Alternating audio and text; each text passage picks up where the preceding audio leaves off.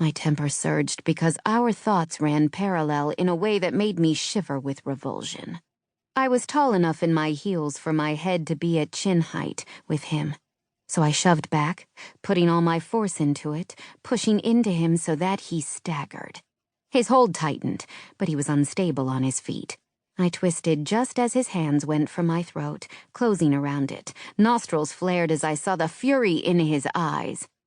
That was when I struck. For a second, we both stared at each other in surprise. Then, he frowned as his head wobbled, chin pulling back when he tried to look down at the table knife that was sticking out of his throat, like it was a toothpick I'd stabbed into his fingertip.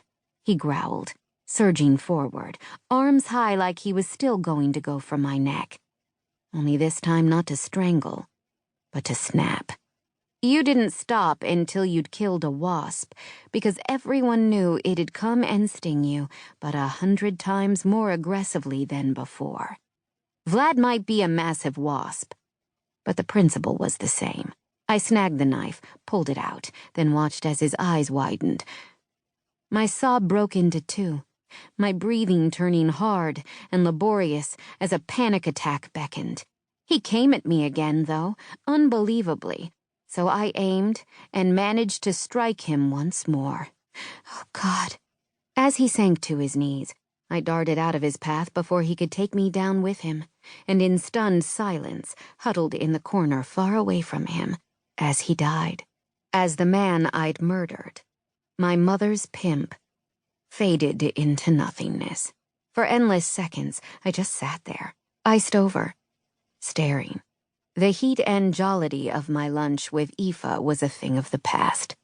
I felt cold, so cold, like I'd never get warm again. I had to unfreeze.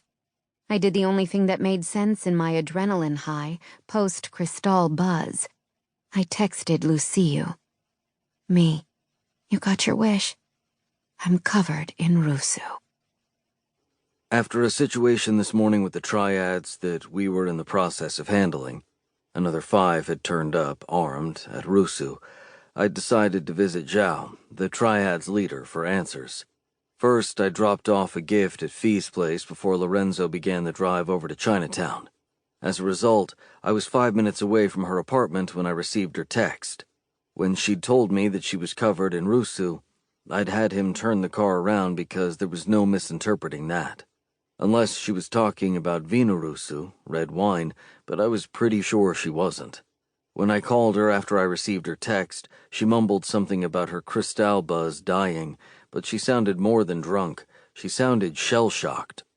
I was pretty certain that I didn't breathe easily until I made it to the neighborhood I'd left a couple minutes earlier, and even then, I was on red alert. Rusu. Blood. Whose blood? Who could have hurt her? An O'Donnelly? It had to be. I had no idea why she was home early, but home was where she was supposed to be safe. I had cameras in the hallway to monitor her, but she wasn't due back there for another couple of hours, was supposed to be at work, so the man I'd set on her was at Rusu helping torture triads for information. Because my interest in her hadn't become widespread news, I'd thought she'd be safe, no guard required. Yet.